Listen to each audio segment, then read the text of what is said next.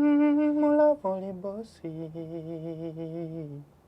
mama kufuna mtima gwagumarazi baby tyakukosa mubasi chimbanjia mama tulemenga kuta reverse. Bwe nali nkula nze ne sister wange ye muntu yali atya nnyo basi because twakulanga tuli azikuba abantu obubenje ekola biki. Gwe muyimbi asinga okustreamingibwa? Yeah, I think. Wano mu Uganda? Ku Boomplay ndowooza. Ku Boomplay? Yeah. Olina streams meka? Around 45.5 million. Joshua Musinga? I guess. Katulabe? Kati nzo njagaza ki? Nze ng'omuntu njagaza ki? Nze ate tunambuga ogenda kunfuna n'oli anfune omubiri gwange gwagaza. My body is for one person, by the way. Goli fan wa music. You listen to me. Abanjagala bajja kunjagala nga bwendi. Lwaki tokola video? Video linganga ze bakusubako obusibi. Kyama kyange ekyo. Agaba bayimbi bafuna akati kange babuke batandika okako. Kati yakukyayira ki? Nze yamukyawa si yankyawa. Wadduka? Gosobeerawo. Nze yayiya by the way linye. Spice Gadget? Walimba Spice Gadget? Kalinga tokolanga yolima na mukamaawo. Mukama wange biwanvu. Ne kasa tugenda baffe ne London. Temwakigezaako nga temungamulaba nti obakikola. Ekyo ne mimi. Ekiyaki? Okukigezaako. Eki? Ekyomukwano. Kyosobola mwagala. Sisobola nayo kwagala mimi. Omuzadde Lubiri High School Buloba Campus ly'essomero ly'abawala n'abalenzi erisitudde omutindo ogw'amaanyi mu disitulikiti y'e Wakiso. Ly'ekisulo n'abava ewaka lirina UNEB Center number ku madaala gombi O ne A level. Abasomesa batendekedde ddala mu kalikulamu empya eddiini zonna tuzisoosowaza so nga liri mu kifo ekisirifu ekisobozesa omwana okusoma obulungi. Library weeri ate ng'ejjudde science lab, computer lab ate nga bafaayo nnyo ku mpisa n'okutumbula ebitone by'abayizi. N'olwekyo twala omwana omuwandiise kati. Views expressed in the following conversation do not represent the views of this channel. Kale kumukutu kwe tuli Cruise Exclusive Allen Cruise gemanya nyongero kwanirizaako yonna gy'osinzidde okubanga otulabira. Weebali nnyo weebalire ddala nno. Ebintu bino tujja sigala nga ate tubikolera ddala bulungi nnyo. Tuli proud part by bannaffe abakasirya breeders nga bakutegeeza nti osobola okugenda awo Emityana ku farm n'olambulako farm n'oba nga ate bakuguza ku nte breed ennungi gwayagala ogenda okuyiga okulunda ente n'embuzi ennunda y'enkoko kwegamba farm eri nnene nnyo ate erabikira ddala bulungi nnyo so gwe yandyagadde okuba nga ate oba oli awo obeegattako oba oli awo ekintu kiba nga ate kiri maidadi saana muganda wange genda obeere nga ate oyiga ennamba ze ziba wansi awo ku screen yo n'akakalanga okolaba akayita ku screen yo ennamba zezo ekintu kisobola okuba nga ate kitambulira ddala bulungi nnyo. Liam oli mulunzi? Ndi mulimi. Oli mulimi? Yeah. Oyagala nnyo okulima? Njagala nnyo okulima. Olima ki? Ninayo anime emmwanyi, ninayo ebitooke. Liam oyagala nnyo emmwanyi? Yeah. Nazitandikako ndowooza emyaka ng'esatu emabega. How is the journey? It's not an easy one because ndi mupya mu eyo sector y'obulimi, but regardless of course obaako n'abantu abakuyamba. Kati nze nga amacha ki ky'oyinza okumpabula ku mmwanyi gwe kale gwe yakalabako emyezi esatu? Buzibu ki obuli mu mmwanyi? Obuzibu bwe nalaba ku mmwanyi actually ebirungi ebizirimu personally nze ng'omu ndowooza ebizibu bye naakasanga mu mmwanyi ezo. Emmwanyi nali manyi zikola speed. Ng'era manyi nti ogenda ziteekayo myezi nga 6 muganda wange. Emmwanyi ekula neeweza omwaka mulamba nga tekutuuka na wano mu vivi. Neeweza emyaka 2 nga tekula. Walima kika ki? Anenda waliwo yanyambako. Ngoge mazima sijja kulima nti mbirimu nnyo but business na ginvestingamuko. Era ndi mugezaako okuba nga njiga mpola. N'ebitooke? Yeah. N'amatooke. Amatooke olima commercial oba just ku? Commercial. On a large scale, yeah. Naye amatooke gondowooza ofunyeeko? Amatooke go gazza. Just nti era oba ne expectations nene nga wakatandika business. I know, Yeah. Naye tofuna ate nga bw'obadde osuubira kuba oli asobola okujja n'agamba amatooke osobola okuteekamu tugeze yiika nga 2 oba 3 oba 4 oba 10 n'ofuna booti n'oteekamu booti n'ojjayo bwe ziti kati bambi oyingira business ne expectations nene but you end up disappointed naye tolina kupowa kuba business zonna tezitandikirawo boominga. So gwe akasente kojja no mu ndongo ogenda mu farming? Yeah, of course nina projects nyingi zenkwasaganya ng'oggyeko farming. Ente ze zaakulema? Ente mbadde sizirowoozangako kyokka kyewunisa taata wange musajja akola mu Lufula, musajja wa nte nnyo business ya nte ya taata wange akola mu Lufula? Yeah. Hey. Nja kutwalako eyo ku gundi ewakasiri olabe ku nte tomanya ayinayo ente? Ayina ente ziringa horse. Ente ekula nebanga horse nga nene nnyo ng'ojja otunuulirako obutunuulizi bw'otyo olaba muli eri ng'owulira essanyu naawe singa ebadde yiyo yampayo embuzi ate nga za bbeeyi mwana wattu nali mmanyi ente ezo za layisi naye ssebente egenda ddala paka million plus nya ayina ente nga bw'oba ogitunda ne 12 bazikuwa. Ayina embuzi ziri eza bowa omanya embuzi ya bowa ekika kya bowa zigwa bwe zitya amatu ebanga kipuusi naye ziba nnene zizitowa yampaayo kati nina 2 naye ekika buli atuka ku faamu n'aŋŋamba embuzi yo nnungi yongerako. So anyway ndi ne Liam Voice, the voice boy gwe tuli naye tugenda kuba tunyumyamukko. Liam Voice bagenda kubeera e London. Yeah. Ayina kusomeza nga meka? 14 Valentine's Day. Valentine. Yeah. Liam y'omu ku bayimbi bwemba sirimbye ayinza okuba y'omu ku baana abayimba omukwano. Bwakuyimbira omukwano ogamba nti gwaba ayimbanga omwana amanyi osengeka ebigambo obulungi. Ayina kumpi catalogue ya nnyimba nga 25 n'okusoba. So and n'enfulumya ye ey'ennyimba ne branding ng'omuntu akikutte bulungi nnyo ddala. So okutwaliza awamu abantu baffe ab'e London mumulinde bulinzi. Lugenda kuba lunaku lwakumeka? Lugenda kuba mpozi Friday. Is it a Friday? Lugenda kuba Sunday? Lugenda kuba Saturday? Kyomanya we kituuka ku laavu empunga ennaku bazimanyi. Lugenda kuba lwa Saturday. Lugenda kuba lwa Saturday? Yeah. Ekivvulu kigenda okubaayo? Kiri ku Royal Regency. Kuliko Liam Voice, kuliko Spice Diana, kuliko Kapeke, kuliko B2C, ani omulala gwendese. Irene Namubiro. So olunaku lugenda kuba lulungi nnyo abantu baffe ab'e London, nawe East London, abali eri South London e Croydon, abali eri South East, mwenna Central London, mwenna muveeyo. Mujje abatesitesi Madam Angela bambi webali nnyo webayire ddala. Selector Alvin oba Alvin? Yeah, Selector Alvin. Yeah. Selector Alvin bakuteekedde ekintu kirungi nnyo ddala. This is your second time in London? Yeah, this is going to be my second time. How was your first experience? Jaja muganda.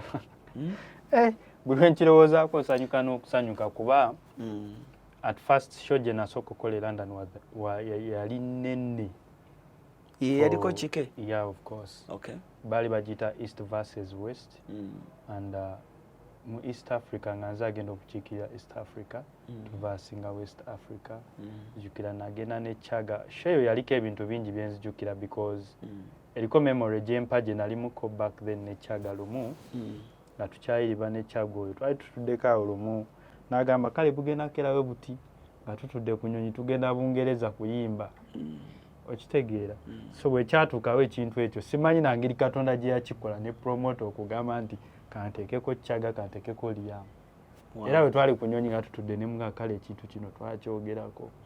N'ongamba bugenda kerawe buti nga tuli ku nnyonyi tugenda Bungereza kuyimba. So kyansanyusa nnyo ng'omuvubuka omuto Liam ayimba music ono n'engeri abavuka gye babalabirako. Your first time getting England visa kyakuwa kifaananyi ki mu career yo? Mu kusooka natya muganda wange kuba nali ntambuddeko before nga sinagenda London. Nali ntambuddeko ensi nnyingi, nali ngenzeeko Turkey, nali ngenzeeko Germany, nali ngenzeeko before London. So visa ya London buli muntu yalinga agintiisa. angamba muganda wange bali newo baserebu bakuma newo boyina status ekoleti abakuma kati gwe tomanyi ka pressure ke naliko rero lama gi submitting buli lunaku nga nkubira Angela akasimu banaye visa tuli banange visa na kaba visa okumala ndowooza weeks nga 3 nga ndi ku visa ne munaye mukama mulungi nti bagimpa ate nga tebansumbuye mu wadde n'okudinayinga wadde okola ki. So visa right now ogirina?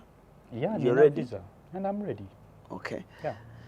Kale abantu be London tuli mu bateekerateekera kintu ndowooza mukitegedde Valentine teweebuuza wajja ogenda okubeera namwe abayimbi ab'e London abaagala maybe okukolako n'abayimbi b'e Kampala katalogu egundi nnene nnyo ya group nnene y'abayimbi abagenda okujja era obulamu kapeke bagenda mukuleetera awo muzineezinemu awo obuzina liya mwakuwa ennyimba z'omukwano bateme ensingo liya mwakuwa ennyimba z'omukwano Spice Dan akutwale mu regular ate legendary Irene Namubiru ate ajja baggala ndowooza bulungi nnyo ate kwegamu awo n'abo banjaki kitegedde kintu kibenga kitambulira bulungi nnyo bwe ntunulira ennyimba za Liam walayi bw'otunulira lisiti y'ennyimba z'oyina omuntu ayinza obutazikuwa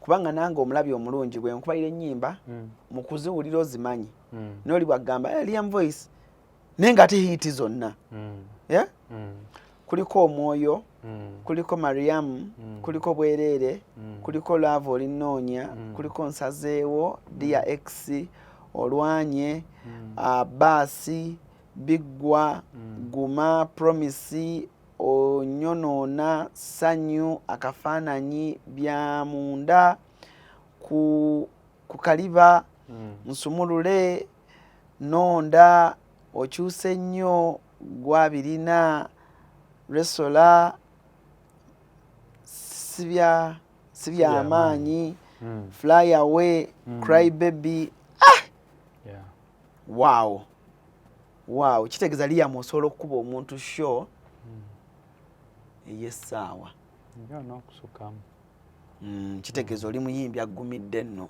katalogo eba erina okusooka okuba nga nnene bulungi bwe twali tujja wano ku show ngambye nti gwe muyimbi asinga okustreamingibwa I think wano mu Uganda ku Boomplay ndowooza ku Boomplay olina streams meka? Around 45.5 million. Joshua Musinga I guess katulabe wow manyi nze zino show nzikola oluusi n'abayimbi abalala bali abatannakuba bayige nina million 45 plus eza streams ku Boomplay. Million 45? Yeah. Actually, 45.7. Jinkwe screenshot. Yeah. Ogenda jimpa.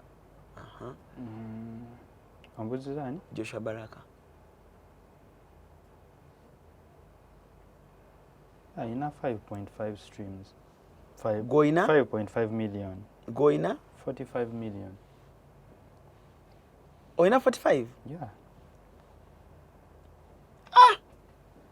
Ndako nawe ate nkulimbinga uyo giraba ndabye nijo badde okubye screenshot eri wamu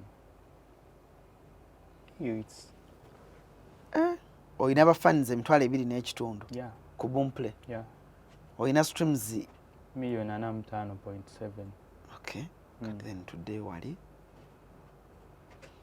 Joshua Baraka ayina abafans 15,000 ku Boomplay.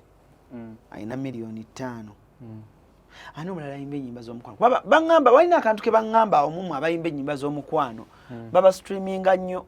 Yeah, they do. Mbe ennyimba z'omukwano ku streaming zitambula nnyo. Yeah, they do. Naye I think ebbanga eriise mabega abasinga obungi tubadde tetufako ebyo bintu bya online streaming. Naye personally nga nze guno omwaka mbadde mbitaddeko amaanyi mangi. Oshaddeko amaanyi mangi? Kiki ozudde? Kiki wasooka ozuula? Kye nasooka okuzuula nti bino ebintu biyambako music okubeera ng'atuuka ku bantu everywhere you go. Omanyi TikTok eno engejeze like eziba abantu amaaso.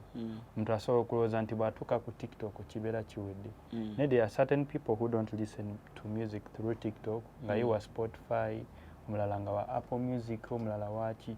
So bw'omakinga sure nti zino zonna platforms oziwa equal attention kikuyambako music okubanga buli muntu amutuukako ali loka atasobola kusasula Spotify agende ku TikTok, atasobola agenda ku TikTok agende ku Shazam, atasobola Shazam YouTube. Yeah, so kiyambako and zisasula bulungi, so they pay quite some good amount of money. Luyimba ky'olusinga okunyumira mu nnyimba zo? Ziri ndowooza ennyimba bbiri, olusooka baluyita baasi, olwokubiri baluyita nsazeewo. Why bass? Baasi nga bwe nzize nga nkyogera ku kyali nakyogerako mu first interview yange twakola. It was a dedication to my sister. Abantu abasinga munaye baluwulira bo bamanyi luyimba lwa mukwano. Era abamu we balaba video bambuuza ne video erimu keesi y'abafu ate oluyimba lwa mukwano balaba nga tebigatta. Kati lwa nsonga perspective bo mwe balaga nga tewaliwo wayimbira ku sister. I did. Kuba ne lyrical content ali mu oluyimba byonna biyimba ku sister wange. Lwakuba what part gyewanyiga ku sister? First part esooka egamba nakufuna omutima gwaguma lwazi ntyakukusa mu baasi. You know, bwe nali nkula nze ne sister wange ye muntu yali atya nnyo baasi because twakulanga tuli azikuba abantu obubenje ekola biki era nga naye tuba tugenda kutuwa ye tagenda. Sooka ogimpe. Sooka mpemu evasi gy'ogamba ng'ogiyimba bulungi then omala okinyonyole bulungi. Mulavoli bosi mama kufuna omutima gwaguma lwazi baby tyakukusa mu basi kyenvanjiya mama tulemenga kuta rivasi tyakukusa mu basi because yalinga azitya era nga naye tubanga tugenda kutuwa kusomero ye ng'olaba yeebuzaabuza agirinya naye ng'omutima guba tegumuliimu. So oba kakaziko? No. Yelayine gamba kali kakyalako? No, yelayine gamba ntyakukusa mu baasi kyenvanjiya tulemenga kudda reverse. Then second line negamba love yo njitadde mu verse, like love yo njitadde mu kayimba. Ogambire katandika katya nze mpulira kinali nnyimba. Katandika mu love oli boss. No gwe kayimbe nze ngenda kubulira. Mu love oli boss. Kati nze no bulijjo nnyimba mu love oli mu bass. Oli boss. Mu love oli boss. Kufuna omutima gwaguma lwazi. Ne kati awo sister wate wawo omugambira sister wange mu love oli boss. Love mukitegeera mu ngeri ya boyfriend na girlfriend, but love is bigger than that. Yeah, to me kati Alani omuntu bwambuuza nsobola okudescribinga nga love. Yeah, because Alani wanjagala before abantu nga tebanaba nakummanya. Iyo love sebo. Ankisukako just ku muntu okugamba nti ndi fani wo. Yes, nze yasooka okuwa interview Liam. Yego yasookera dda. Yeah. Ana Liam nolo naku ndujjukira. Wajja ngo yambadde white wenna ku telefayina ekiro. Yeah.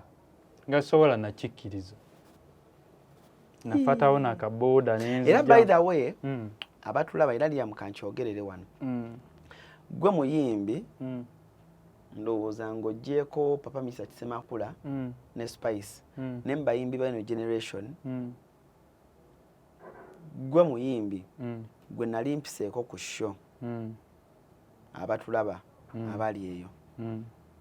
Like, have you ever seen someone naddiza omuntu ng'omutima gwagala?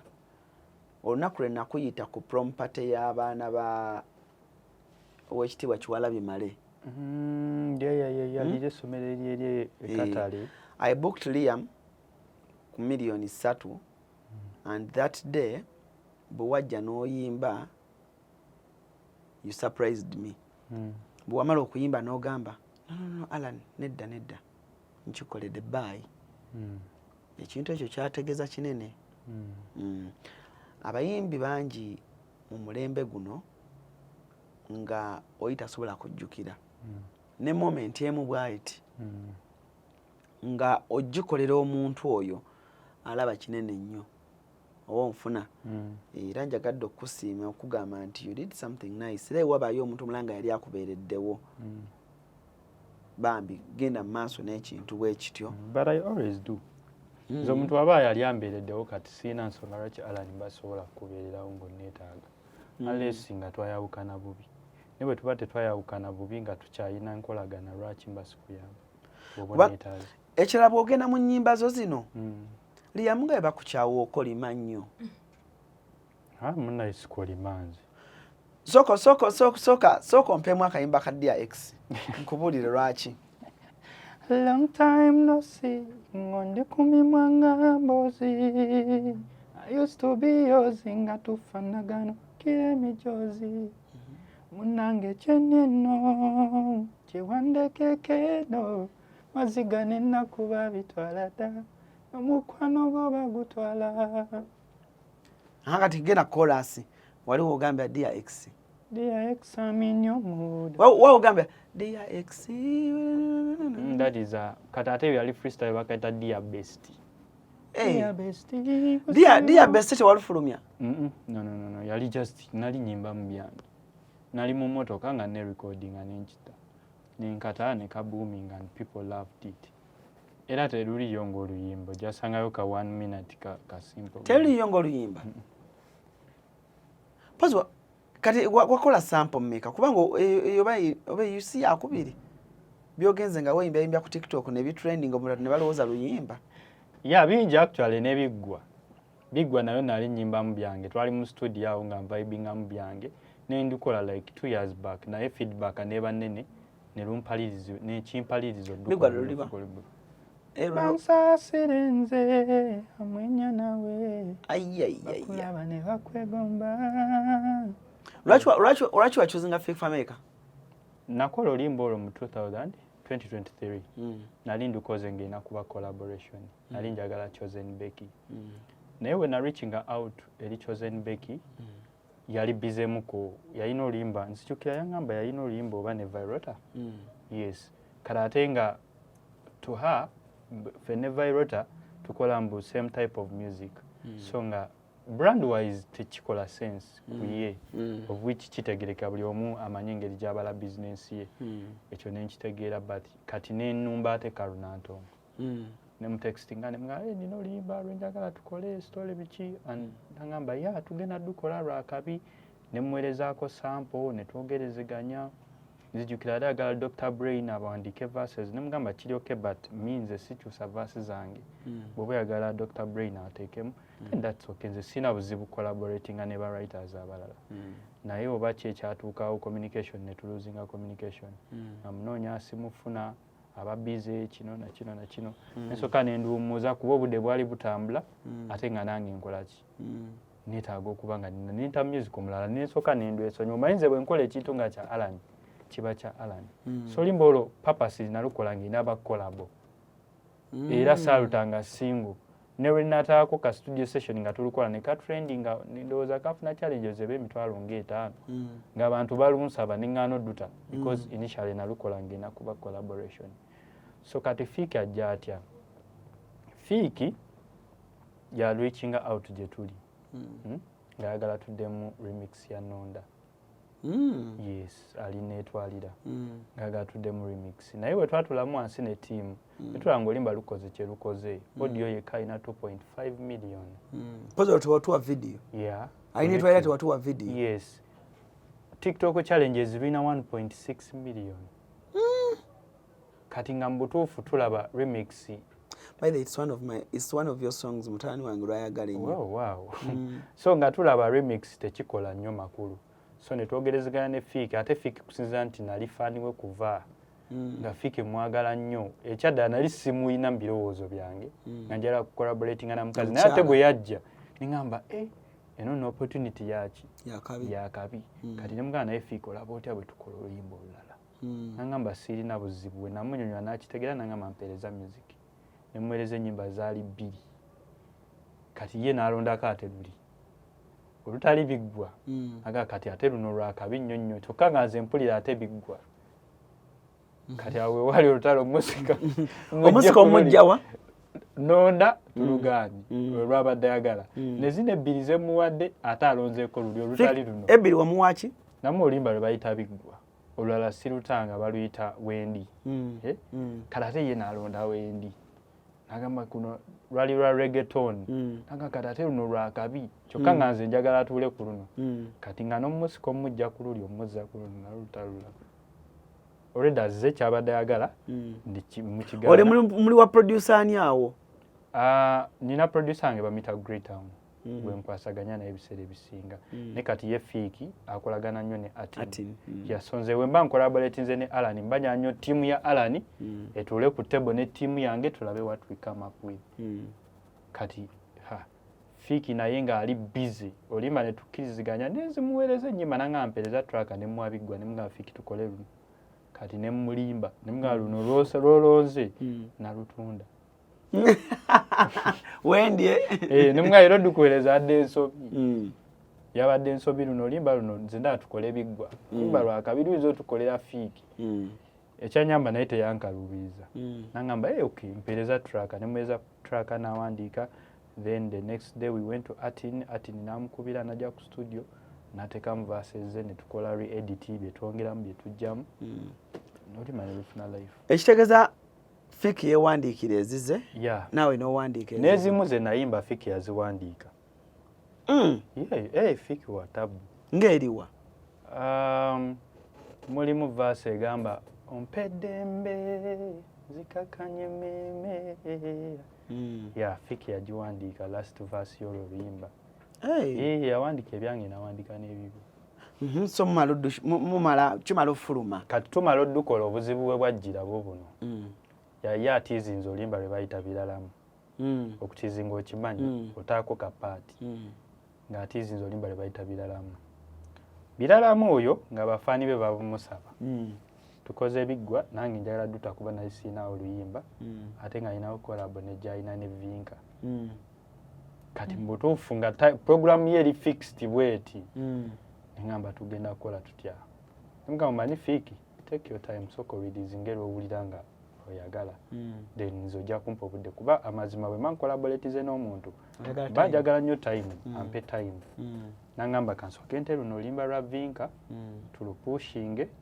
then tujja kutabiggwa then nze nte biralamu wange later era bwe yata oluyimba lwe ne Vinka ne balupushinga ne baluteekako amaanyi biki kati time yange gye twakkiriziganyako netukanga nange nina okutabiggwa naye ate mu kutabiggwa ng'ate alina concert nga bagiyita biralamu kati nga mu ngeri yonna biralamu erina okufuluma speed kuba ye yali theme ya concert okitegedde butuufu ne binsobera nga bwe ntabiggwa ekinene nnyo ninayo weeks 2 naye ne ntula ne ttiimu ne ŋŋamba tugenda kukola tutya tutekinge on dino weeks 2 ze tulinawo ze tuba tusaba negamba neŋŋamba it's okay neŋŋamba Fiiki mpaayo nze omwezi ogwo gumu gummala okuba nga nkakasiza oluyimba oba lujja kukola oba terujja kukola naŋŋamba that's okay era ne tuta oluyimba omwezi gumu egwagwako n'ate olulala njagala okubuuza bwe mma mukola collaboration zino nga bwe wakola ne Fiiki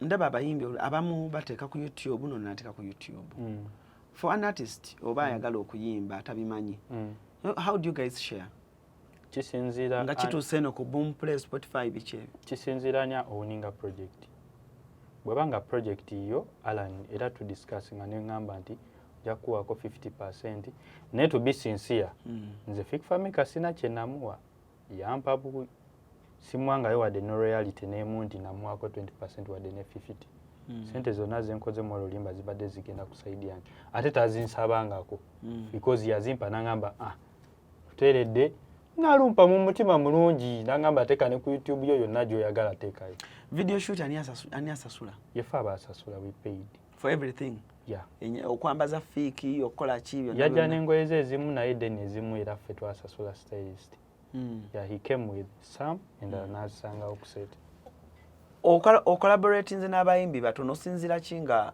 osinziira ku ki collaboratinga n'omuyimbi personally nze ng'omuntu najjagala nsooke nkole brandis eyimiridde mbeere ne katalogo yange ng'ewera nemekutagalatagala nnyo n'okuzimba fanbase enywevu omanyi fanbase kintu kizibu nnyo bantu batagala fanbase okola nayo katugeze sawa zino luyimba n'okola n'omuntu omuntu n'akovershininga n'owunzika nga tofunyeemu ate nga ne fan base yagitapinzeemu so nayagala nsooke nze ng'omuntu lwaki collaborations nina ntini nsooke brand eggumire enywere mmanye nti Liam nina bafaani bange nti ne bwe nti oluyimba nga single bajja duwulira ne bwe nta kolabo bajja duwulira nga tekuli influence lwakuba akoze ne gundi kyeruva lukoze nedda nga lukoze lwakuba nga nze kati nenzimba fan base naye bwe tuba tugenda okukola collaborations n'abantu tuconsidering ebintu bingiko biringa byenyinza okumenyerako biringa nga bitaano ekisooka fit with brand image oyimba biki ekifaananyi kyo brand yo singa collaboratinga neyange tewali affectinga munne picture wise kuba nze abantu abakulu bampuliriza abaana abato abavubuka kati munnaye mulimu ekika ky'omuyimbi nga so collaboratinga naye oluusi empisa zo enneeyisaayo the way you brand yourself byoyimba ovudde eri owemula nze fan base yange temuli mu bantu bawemula so fit with brand image kasitoba ngo fittinga ne brand yange that's okay a market timing akatale kayimiridde katya testing feedback and testing tusooka ku testinga naye olaba oti era nengaabo olaba biggwa twasooka ne testinga ne tuteeka abantu biggwa fik family Liam voice olabe feedback eri etya bantu bacha appreciate ze zimwe ennyimba ezituyisiza mu 2025 yes nga tetundana du recordinga naye twasooka milioni mukaaga yeah eza views yeah, YouTube yeah 1.4 million challenges on TikTok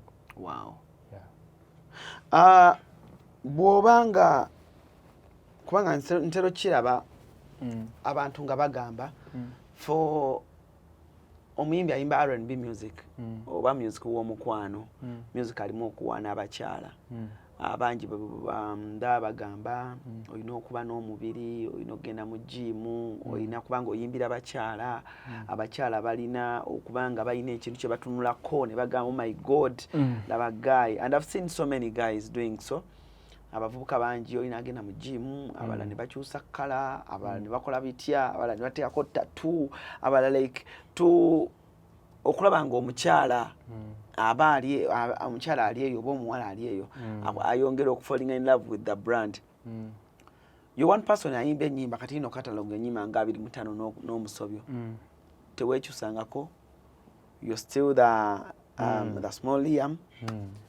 gwe tekikujjangako haven't you gotten people abakwadveza Liam genda kuteekamuko gundi bamuyita batya bye banywa supplement Liam nyo supplement Liam teekako gundi omanyi abakyala Liam boyimbira babingamba nnyo era n'abamu ne banjerega naye nze ng'omuntu ebindya business yange music as long as you consume the music that's all kati nzo njagaza ki Andi tuto mwana wo Excella Quality School kwe kuddibwamuko ku Excella Quality School tulina ebibiina eby'omulembe omuli buli kintu ekiyamba omwana okusoma obulungi wamu n'abasomesa abalina obukugu obumala tusomesa abaana okulunda ssaako n'ebyobulimi n'ebintu eby'enjawulo okuva ku faamu yaffe Excella Quality School eri mu kifo ekikakkamu ekisobozesa omwana okusoma obulungi ate nga tulina n'ebyokuzannyisa by'abaana eby'omulembe bwe kituuka ku ndabirira n'endya y'abaana ennungi tuwa kansa tulina ebisulo eby'omulembe n'emmotoka ezitambuza abaana abava waka Excella Quality School tusangibwa Gayaza Kijabijo okumanya ebisingawo kuba ku noti 754 nyanya 2 nyanya 3 ne noti 761 113 163 Excella Quality School excellency our goal.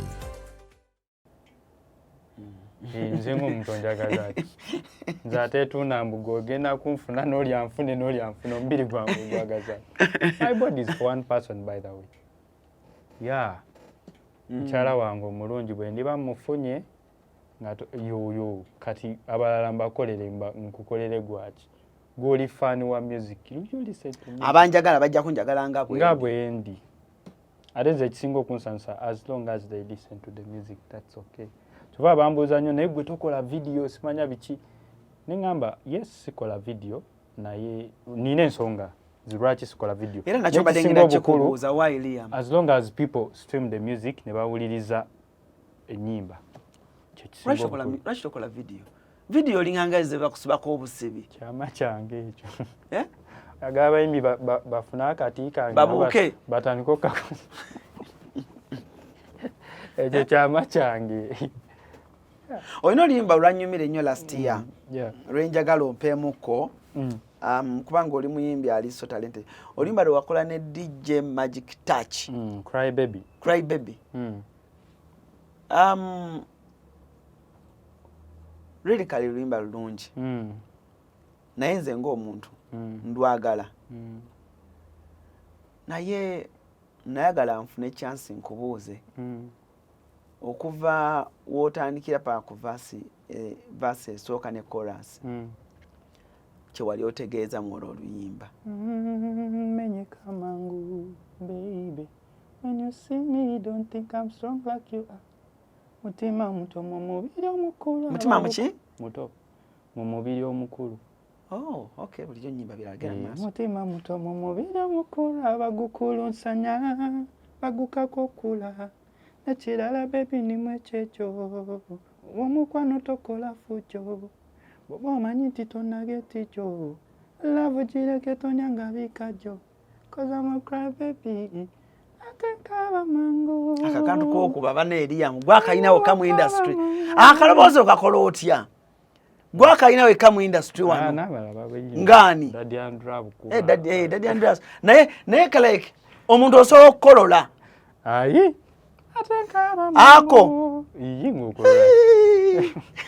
era singa oli musiraamu no but nakulira mu community y'abasiraamu wayazinako nedda bewaffe tuli bakatoliki okay ebigambo ebyo bimbuzabuza Liam menyeka mangu baby when you see me don't think I'm strong like you are the saying agwe ndikatidi menyeka mangu mutima gwange muto mu mubiri omukulu omanyi kati awe wambuza omutima gwange muto mu mubiri omukulu kati tebikwatagana sibitegeera Liam kale kayimbe mutima muto mu mubiri omukulu abagukulunsanya abagukakokula sikitegedde omutima muto mu mubiri omukulu abagukulunsanya abagukakokula omanyi in Uganda by the way in Uganda abantu bafolinga nnyo mulavu nga bakyali bana bato sanga omwana alina emyaka 2 ali deeply in love niwe sanga nga bambi mind ye n'omutima gwe bito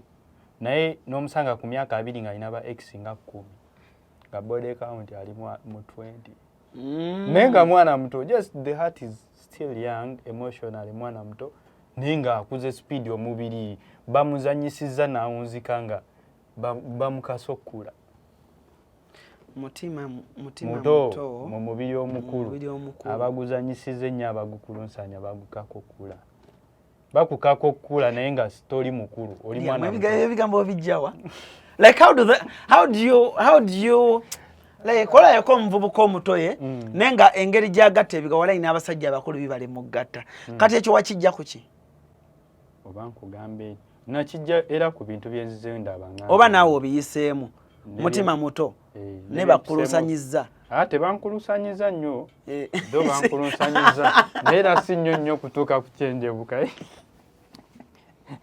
si nnyo kutuuka kugwa musupu naye ndoyetinga nnyo n'obulamu bw'ensi koza abayimbi abasinga abayimba R&B balina kwe basinzira oyimba ebintu ebyo walina emyaka emeka we nasooka ogwa mukwano oba gwalina mukwano oba kyali ki simanyi nakumanya ndowooza tegwali mukwano ndowooza just oba twali tugezaamu bugeza 2018 byakuluma nnyo nga bakukyaye muganda wange naye byebyo ensi yoweeti abantu balina emitima yali mukuluko okusingako omuwala wamwali mu age bracket yemu yali legendary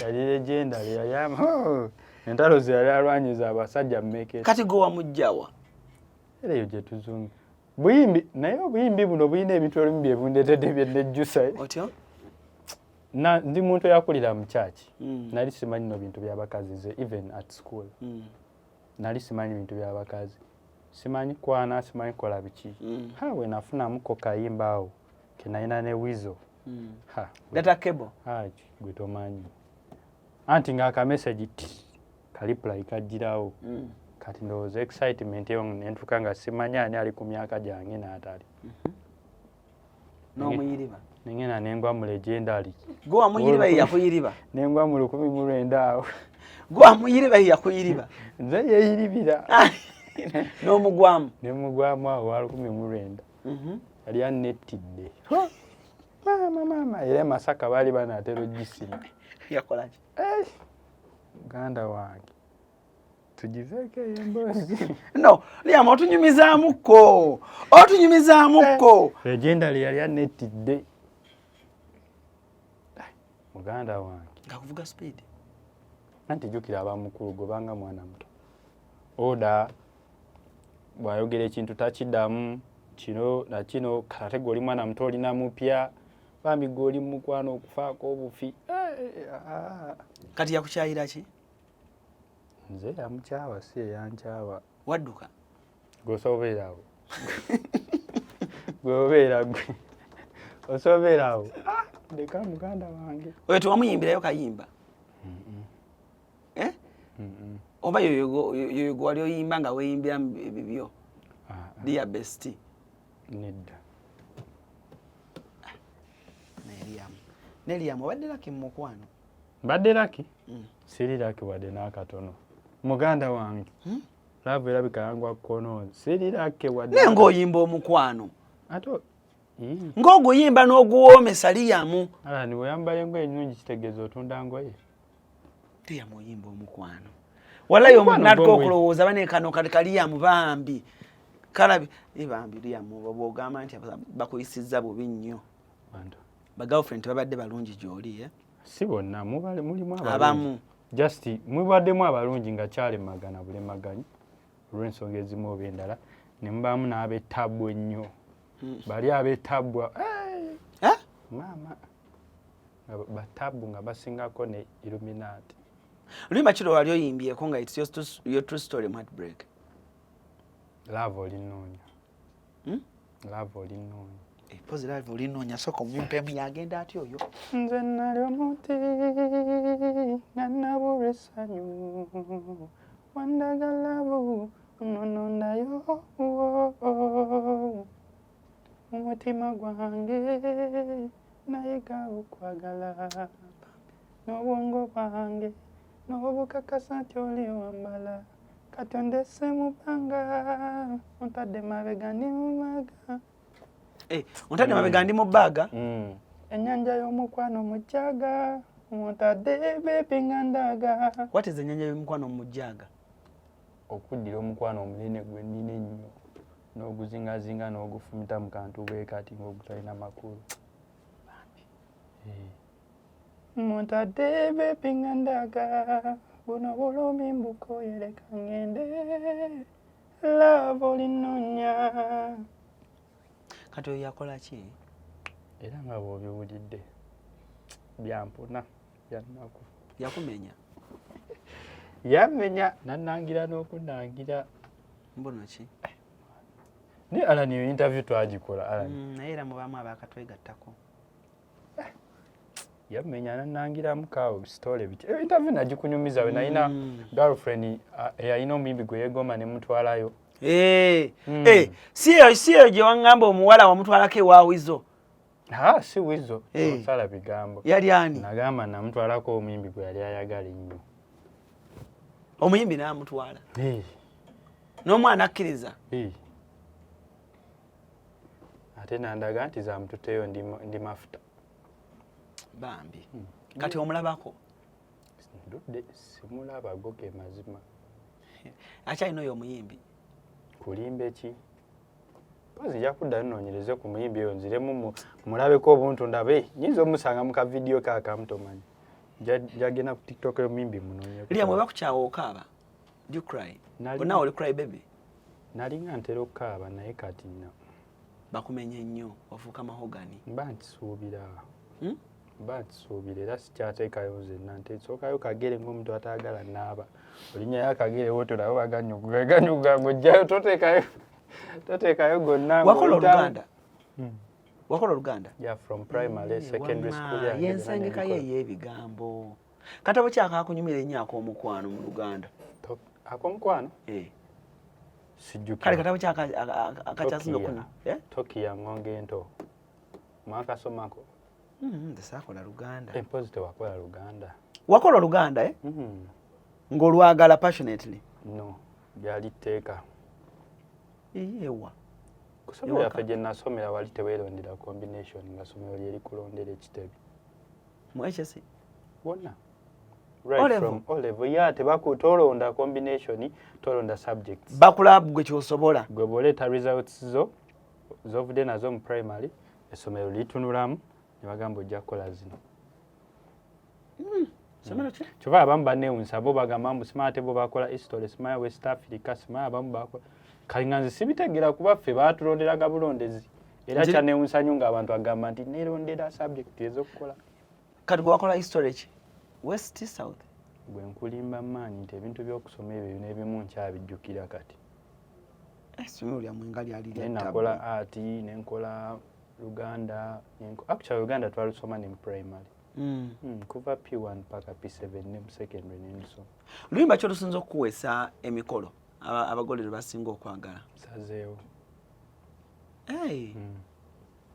naye oludde okuyimbirayo abagole abantu abeeyagala oluyimba wasemba kuba olina oluyimba lwenjagala ennyo oluyina story ennungi ndwagala waliwo kape yakugamba obayimbira oluyimba Mariam ey'Ebungereza bali babungereza is it the promise waliwo couple nakakola ennyimba za couple satu waliwo Mariam waliwo promise waliwo n'olulala lwe bayita malayika waluta ya lwelugenda lutya malayika luli awo twefuna nga tuli buto bambi nga tetumanyi mukwano wadde okwagala naye since it was project yali abantu tetwaluteekako nnyo maanyi naye nga lulina ba couple bannyinirwo bali Bungereza promise bannyinirwo bamaani balukuwa ya promise ya baamala ne batukiriza okuba nga tuluta officially nawe lwali lwa couple promise lunyumira kyali kiraba actually kya musajja promise kati lwogamba okay like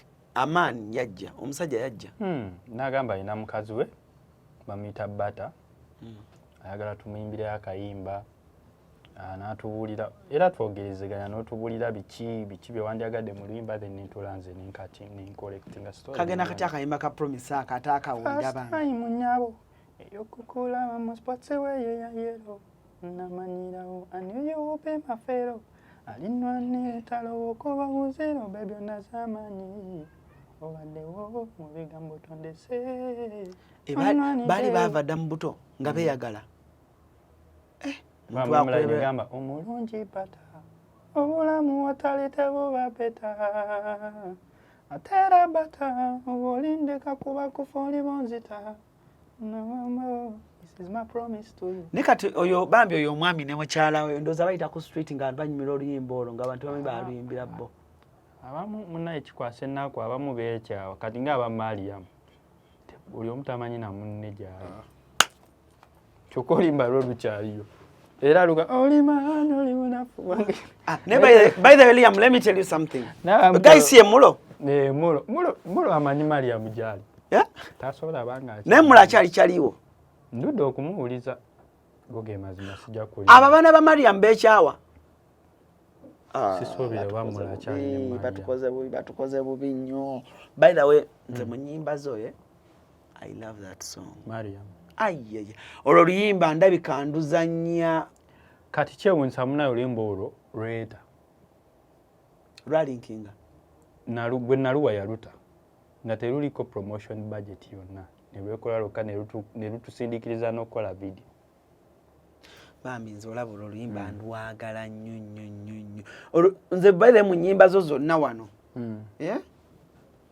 njagala nnyo Mariam ze zimu ku nnyimba zange ezisinga streams oba ku Spotify oba lugenda let me check I think lulabika lunaatera okuyitinga oba akakadde bambi nyimbiramu ko Mariam oyo olimanyi oli bunafu bwange Mariamu kankuwe guno mutima gwange nsaba tonvaamu mama ebizibu leka bireetawo baliya ndiko kubisitura mbere yo kariya kusaba onesigye banene wemba ntwabolinga olulima ne batuli ku simu downloadinga njagala odduwuliriza ye most streamed song of mine ku Spotify with over 9,000 of streams.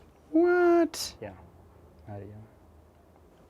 Nego Mariam wamuteekamu obudde oba yali kyaliwo nga munna yate samteekamu obudde kyewunyisa I did that song beat najija na ku YouTube nagenda ku YouTube nga kyali wanga nsabye nga asooka nfunye amasanyalaze ngende ku studio naina studio eyo nampaza amasanyalaze nengenda nenteekako amasanyalaze ne downloadinga beat ku YouTube nentula mu studio ne recordinga because I've been doing production now for like 4 years. By then nali chayiga na production ne voicing amaloboozi buli kimu nembi bouncing ne muweereza. It is even unmastered. That is lwimba luli unmastered kuba nali nkola kyali wange. Yeah. Luli unmastered? Yeah. Nagenda mu studio nenduko era bw'oluwuliza ennyo gyawuliramu kirikiza keyboard nga stoppinga biki. Yeah. Segeza Mariam Rusinga bass obukulu. Yeah. Ugisingira ddala. Mariam yajja nkyali. Actually Mariam yajja sinaba nagenda mu Good Life. Nga sinaba nakola data cable 2018. Wow. Yeah. Wow. Nimba nyingi ezisinga bass obukulu just ntizeza bass yagulawo Guma. Guma actually oluyimba Guma nali ndiwandikidde Shiba. Mutima gwange Guma. Lugana ta? Mutima gwange Guma. Wali kwagala Guma. Ate byenkugambye nti okolima. Nali ndiwandikidde Shiba. Bayi tebakukyaye? Guma baali tebankyaye go ge mazima. Just natuula wansi. By then Shiba alina oluyimba simanyanga baali baluyita batya ne Diamond Oscar. Tusobola kukimerera ne bebe. Kati nindaba nga style ya kabye ine engeri etambulamu ne ngamba Shiba needs more of this. So nentula ne Wallen mu studio by then ne tuwandika Guma nga tulwandikidde Shiba. Bwe tumala oduwandiika excitement netutomimi netumwefuulira. Wali omugambye? Nali simugambye namunoonyaako nambula. Nga buli muntu gwe mpitamu ambuzaabuza. Nedirisa? By then I don't think yalina nida by then yalina GF. Kuba that is 2019. Ninoonya Shiba ate nga ebiseera ebyo nali sina connection yonna. Nga buli muntu angamba nsomo kutuusaako omukubira yeebuzaabuza abagamba nze njokyayo nkutwale gyali. Nze nga siziyina. Kati mu process okuwuliriza ennyimba ate excitement netuka netunyumya nga tulaba ate lunyuma nnyo mu ddoboozi lyange. Netumwefuulira. Okantwala oluyimba lwange. Akantwala oluyimba lwange netulukola. Actually oluyimba kwe nalabira Naivasha oluyimba. Mutima gwange Guma. Bamize nakulabirawo ne ngamba bano ono Liam. Oluyimba lwasanyu olugenda lutya? The one you gave your love wakola buli kimu to keep that love. Naye nakuyozinga nga kisimula kyeyesimuza omuntu omulungi bambi naye kwebyo bye bakola bebakukyusa n'oyiga n'ettima ly'otalina. Wali okozeko n'essimu? Yeah, nali nkozeeko naye back then ne mu kuwandiikira abantu. Nagendanga mu studio nga nina bempandiikira. Wali owandiikiddeko omuyimbi munno oyina? Wano? Yeah. Ani? Mimi Martha Mukisa nawandiika bize tebatukyawa. Almost katalogo ya Martha Mukisa ninamu ennyimbo banga like 5 to 7. Gwe wandika bize? Owa Martha? Ate Mimi gwe wamuwandiikira gundi? Mimi katalogo eyo nanze agiwandiise. Batugamba mukyalawo. Ate nakuzunamulabya mikisa gyange. Nakuzunamulabya agezze. Nengamba omwana yabadde mu kuzaala. Bulungi alabika bulungi. Oba abadde mu kuzaala. Era nze nalowoozezza mwafunye omwana. Yayise oli mmeri nti embuto ziva wa Katonda. Nitenga terwalabika. Naye nga aludde naye nga tayita luyimba. Oba abadde mu maternity leave. Talina lubuto lwalina. Talina lubuto lwalina. Mukyali ba mukwano nnyo ngere bwe mwali. Nnyo Kamalu Kamazi. Nga temukyaliko yabo video nga mweyikiriza ewaka. Mwali mususse okutema omugambo. Nga abakazi batandise okungoba buli go text nga Mimi ajja kunkuba bibi ngamba Mimi go yakunyononera obulamu bwange kisa mingi gyonzitiraawo. Temwakigezaako nga temungamulaba nti oba kikola ekyo ne Mimi ekiyaki okukigezaako ekyomukwano kyosobola mwagala sisobola naye kwagala Mimi mulabanga mwannyinaze. Kati goja lumu nja kukuyitako ewaffe eyo olabe Mimi ewaka waabeera. Omulabeko ng'ali ne maama wange olabe. Oli yafuka wa Luganda. Abeera dda ne maama wo? Ajja ewaka mami amumanyi buli kimu. wamutuusa dde ewaka se maka gange ŋŋamba ewaka ewamwe mu luggya bamumanyi lwa nsonga tewali maama yamwagala dda yamwagala nnyo muwala we fako bufi bambi n'emimi oli wa mukisa mama nazaala waba yakwagala omanyi munnange nazaala we abantu munnaye babeereeyo naye tebamanyi mikisa gye bayina nazaala nga nazaala akwagadde ama se nazaala we oli maama we no katulinde ennaku entuufu bwe zirijja tetwetaaga bano kudda nobakakasa ffe tulinda right time mujja kulaba nga biralamu ate mugambe muganda wange otuliddemu olukwe mwasala omugambo bana nzijukidde ala niwankubira noŋŋamba baŋambye mwabadde mu ddwaliro awo neŋŋamba atandi yabigambe wantextinga bamma nga negogamba ali mu ddwaliro ayiri ayabikajjo tukwaniriza ku Kasirye Breeders Emityana wogenda okusanga ennunda y'ente eri ku mulembe n'omutindo omulungi. Ente zaffe enteeketeeke era nga za lulyo omuzungu zayita pedigree mu bika ebyenjawulo omuli Flick View, Holstein, Friesian, Ayrshire wamu ne Jersey breed ezigenda okuwa amata okutuuka ku liita 36 ne liita 46. Jangu ku faamu yaffe oyiga okulunda ente z'amata osobola okwenogera ku nsimbi. Bw'ogula ente zaffe z'amata ng'era oyize n'okuzirunda ky'oteekamu ky'ofuna. Tukubire ku noti 7556-86-38. Osobola n'okutugoberera ku YouTube oba TikTok n'osobola okumanya ku byonna ebikwata ku kulunda ente z'amata. Wano ku Hasi Beauty Parlor tuli bakafulu mu kulabirira n'okuyooyoota ensusu. Tukola facial ne tukupepeta ka face ne kawawera ng'aka baby. Tusiba n'okukola enviiri mu buli musono songa mu kukola pedicure ne manicure tuwekansa. Tusala enviiri mu buli musono ate bwe kituuka mu kukola makeup tetumanyiyo mulala. Tuli muyenga ku Tank Hill Road okulira na Italian Supermarket mu basement. Essimu tuli ku noti 7286-952-953. Teweerabira saluuni egenda okujjayo bulungi bwo n'ekitiibwa kyo ye Hasi Beauty Parlor, a world of beauty. Bitangaaza nga bibalengera teri bitangaaza naye mba mwazaddeyo omwana, that's good. Kale ate nga lwaki mba nkweka omwana wange? Si buli omu nze ninayo omuyimbi gwe mmanyi mukwano gwange ate waalinnya nnyo naye alina omwana naye public tekimanyi ate ne mukyala we bakyali bonna. Nze bwe naaba nzadde mujja mmanyi mujja mmanyi tinzadde. Mu bavubuka bali mu myaka gyo oyinza ne Kid on Block gw'ogamba nti waawo annyumira okuwulirizaamu abavubuka bali mu myaka gyo soko ndistingireyo list soko mpeyo kumanya nkubuulire nkulistingire nga basatu bana Power Boy Dr. Lover Boy Virota Unknown Victor Rose mwana kyawa omulala azze obulungi ngayimba omukwano kale sooka ompe kwabo kati Victor Unknown abo bojja sooka obajjeko because abo tubadde ffenna for all along okitegeera kati abo osooka nobateeka ebbali Virota naye tulina story etugatta oyo naye sooka omuggyeko Virota story kyebagatta alani ne Virota ze nga akyogera wano ntindo ki nze omu ku bantu actually aba sportinga Virota by the way nze nasobola kulabira ku ggwe abadde naye postinga challenge ye so tulina story etugatta oyo naye osooka nomuteeka ebbali gwe nnyinza okutunula Dr. Lover Boy na Power Boy.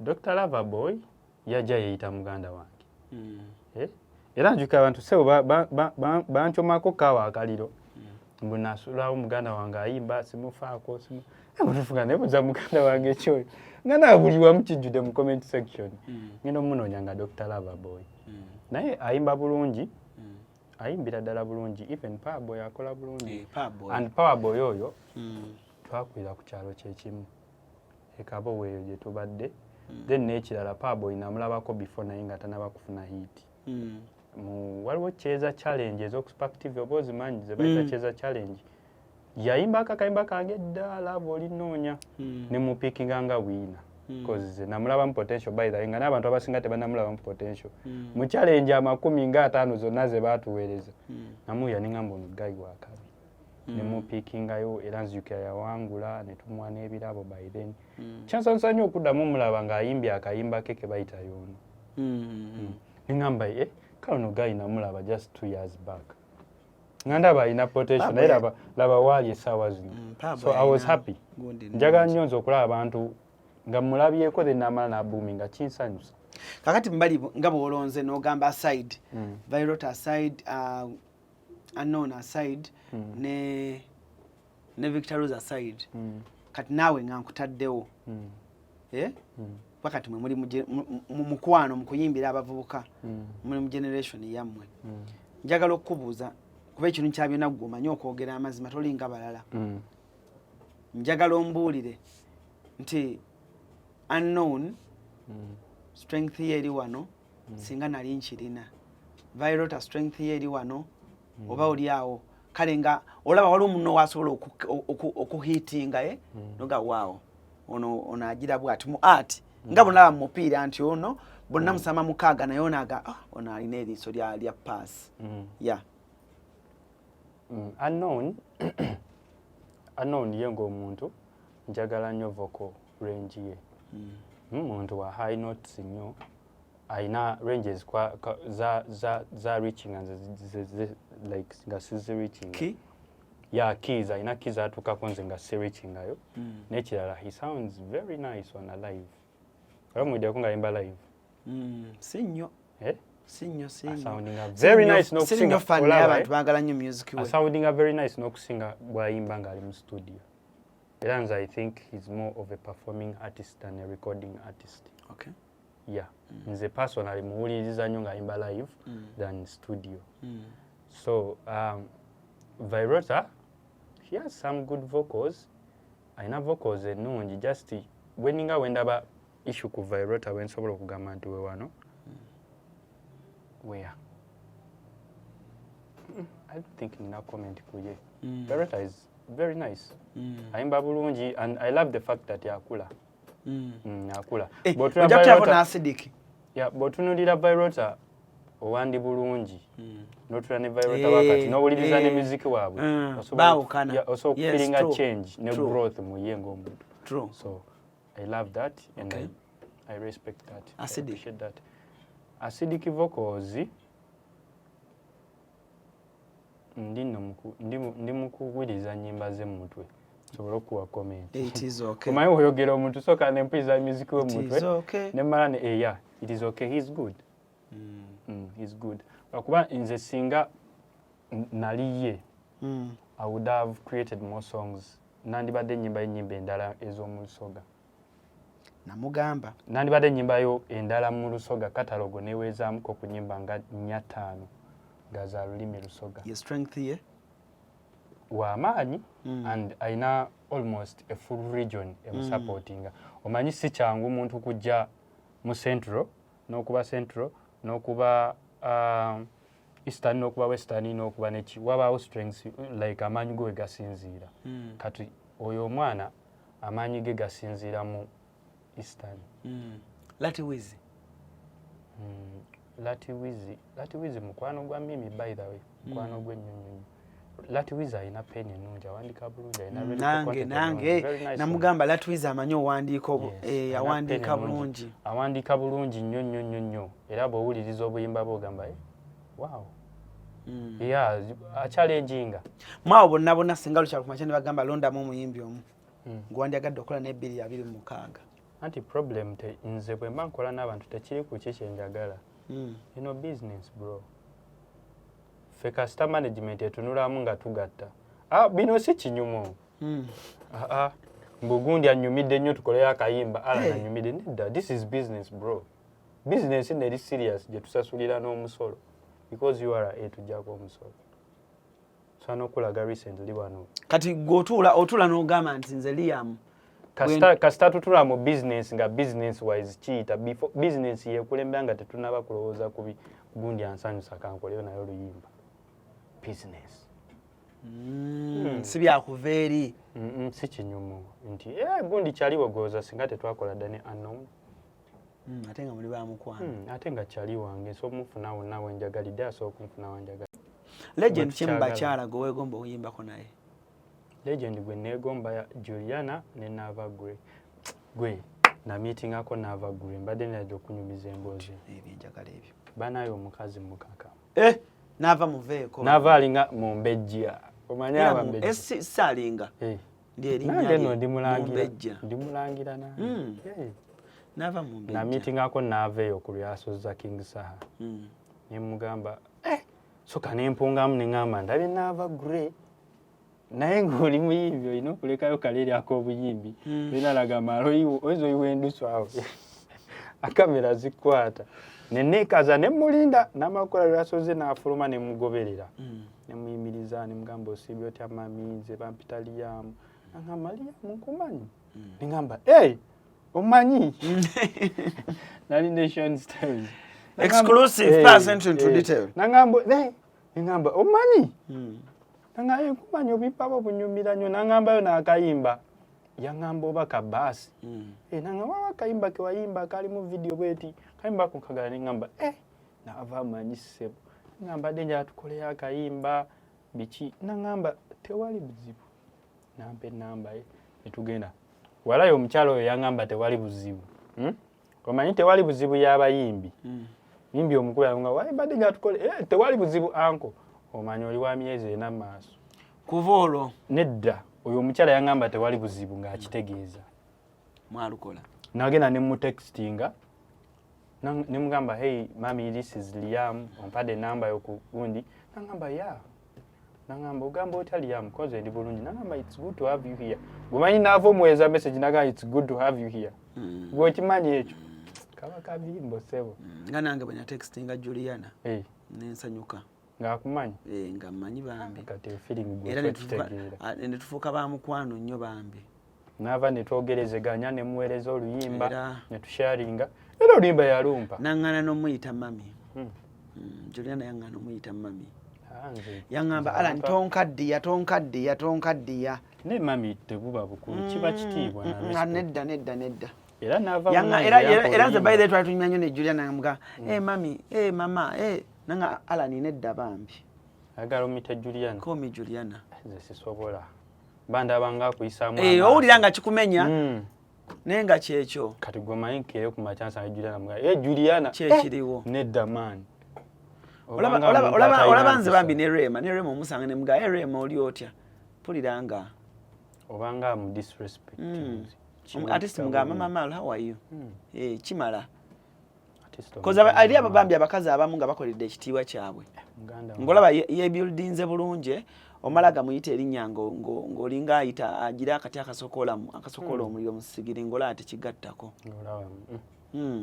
naye kati bw'oba ofunye chance olinayo erinnamubiri ku gundi muyiyeyiye eyo kulo kyayinza okuba yeeyo erandani eyo katusabe Mukama akkirize olina kati Nava mwakola mutya Nava twayogerezeganya nemuweereza oluyimba okumanya oli omukazi nze yankyalenjinga nnyo namuweereza oluyimba lwange naŋŋamba kino kibulamu njagala tukola oluyimba nga luli bwe luti ne bwe luti nga buli muntu aluwulira lugenda mubeera ku mutima emyaka gyonna n'ebyasa byonna gwe natuka nga sikiza Nava ali mu kuŋŋamba ebyo ebintu era munaye yampa oluyimba lwange opportunity bweri just tetunaba kufuna right song. Nava is a very good friend of mine ate mukakamu nnyo very calm omanyi mulimu omuntu gojja ng'osabukirako atakyamukira mu kuyimba bambi mbusimanyi mbu kakati Nava oludde okufulumya nze namwagala mukyala musiraamu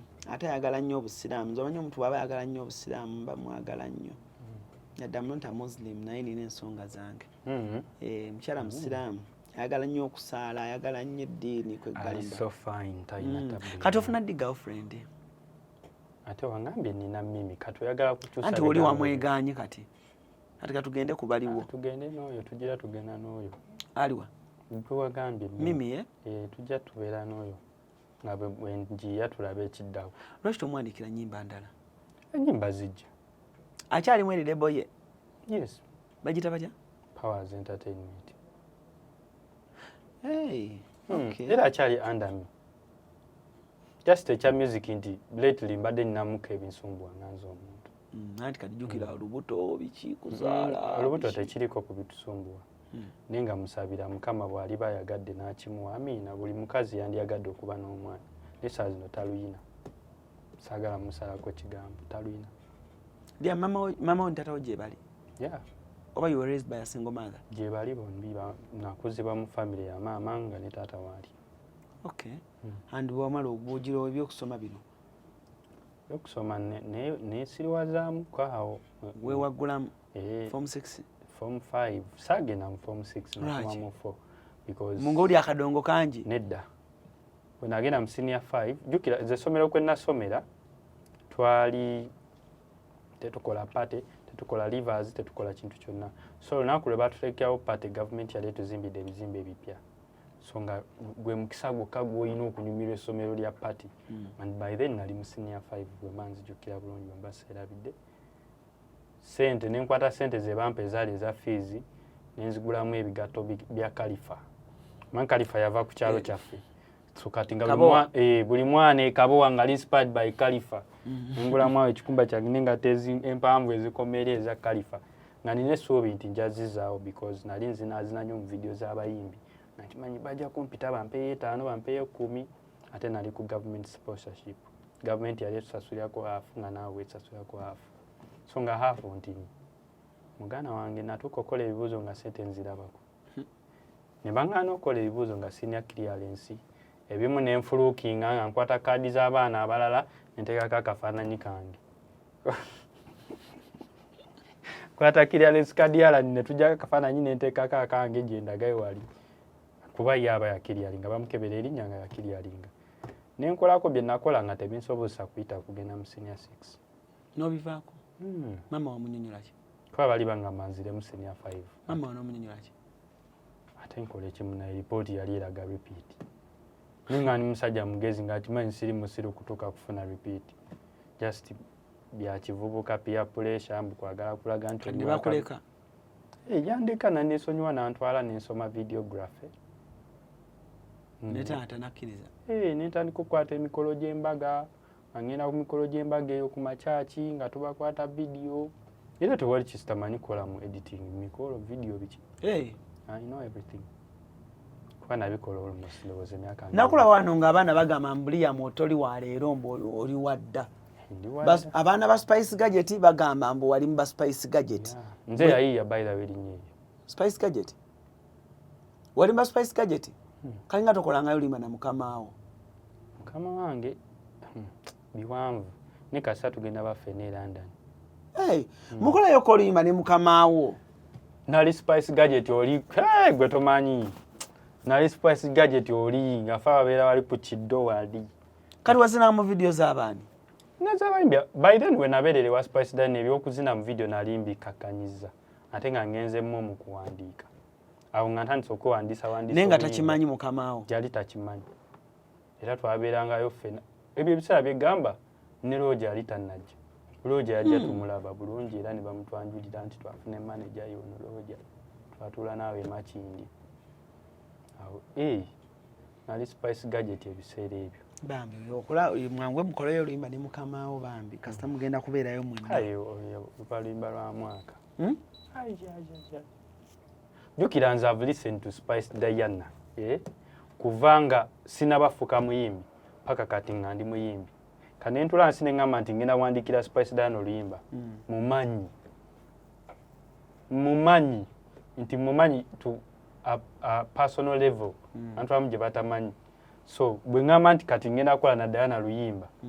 Muba mugenda kufiringa Diana oli omukambwe. Asukako ne kuono gwe muwulira.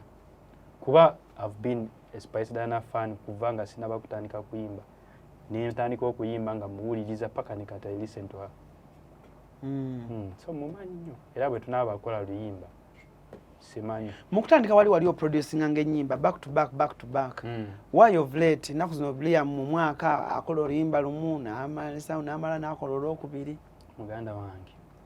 Competition osotunda ebijja byewammwe. Osotunda ebijja.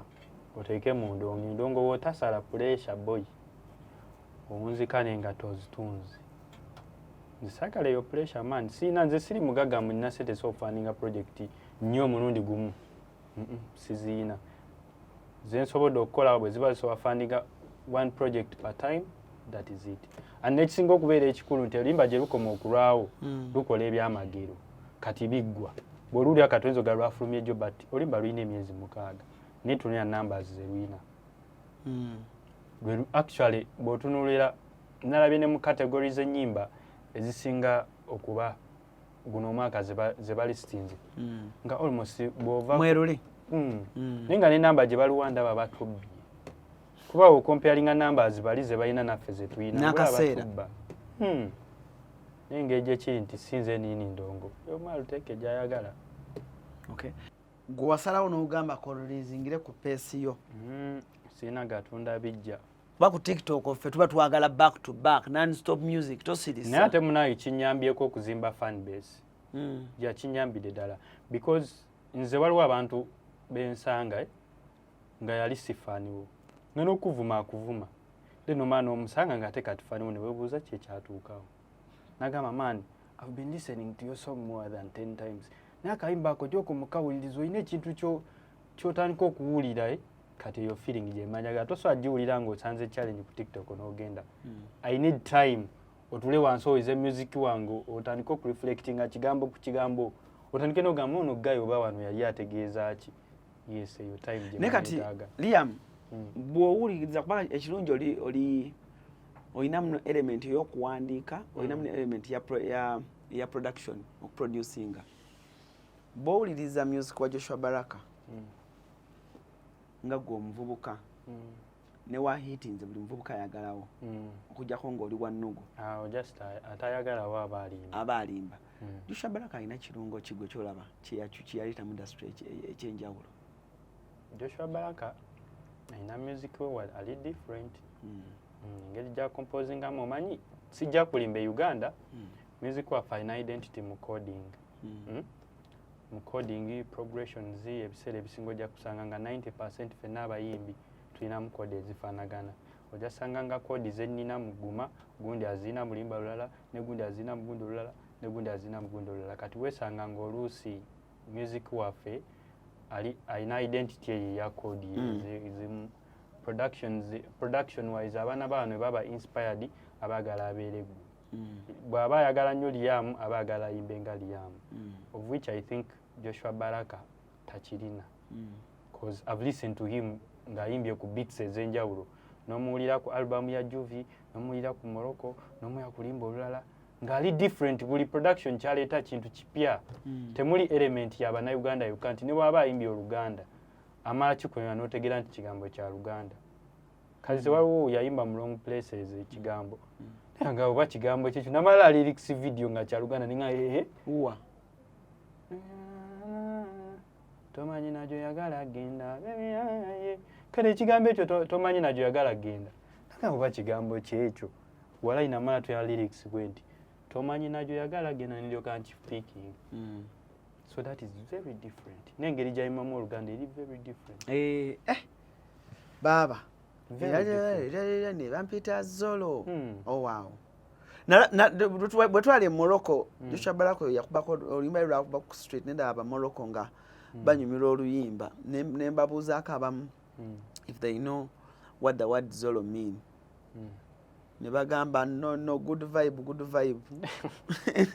boka stabanyumira vibe good vibe naye nga maani ugayiwa ddala buli omu yandagadde okubeera nange neegomba okubeera kawo Joshua Baraka waali just sinafuna busobozi naye inshallah nenge ekyokola okimanyi mugana wange nno nze mmanyi ebintu bingi by'otasuubira nti mmanyi oba bateekamu ssente nyingi just sinnabafuna busobozi bukola ekyo bwe mugendera mmala mbufuna nange nandyagadde okubeera bwe mugenda e London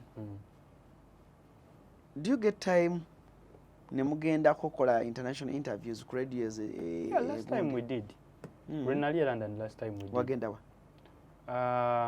balina interviews ebaatubukingira awo actually this time badde nina mu planninga ku visitingako AG singa kiba kisobose. Last time twaliyo nagenda ke wa age ku street Bristol. Nagendayo ko. But he's a free guy. Ali is a nyo. Era bwotuukawo magayi wajja kugambi show me the music. Time weba wedding nga okuba. Time wataliwo nga kwa email nga gamba tugenda bera mu kibuga bwe kiti kujangu kunaku welti. And they don't ask for money. That's nice. He doesn't ask for money. That's nice. Munanga abantu ababugumyeko obulungi mwezi ensi. I don't know. But they don't ask for money for interviews. Yeah, they don't. Tebasaba sente. Olaba ne inquiry tebasaba sente. Nze waliwo producer gwe nali mubuuza vocal chain. Waliwo mu production kye tuyita vocal chain eba banchi kunyonyenta wenzo gamba combination of effects. Kati waliwo chain gye yakosa kulimba omuntu ne mugamba namuweereza email ne mugamba reaching out to inquire about this and this and this. Eno chain kikaaki. Bro, nigga replied my email, naginyonyola in details. Nagamba chain eri bweti kuliko ichu bweti ogena kosa gundi bweti frequencies bweti oja kuichwinga bweti kuliko plugins bweti zona nazingamba. What happened to the collaboration hiyo ni chike? Amugana wange akasente. Akasente. Oh. Gweli amasajja bakintu kibi. Basajja babbeyi. Obwavu kintu kibi naye. Basajja babbeyi. Yakuwa collaboration hiyo ajikuwa. Angela yali akwasaganya ensonga ezo. Naye tugenda gikola. Kati sente ile wali basabanga mitwale 3. Byali biwanvu muko besides emitwale 3. Ababantu bwabajide program ndala ebiseera ebisinga kizibu mu kyusa timing. Pose nga zenga program ya jina mtu. Kati kye kyaliwo nti eranda ntwegwako nga program tajirina mutwe. Okitegedde. Omusakinga bonansanga wano nongamba tugende mu studio tukola olimba.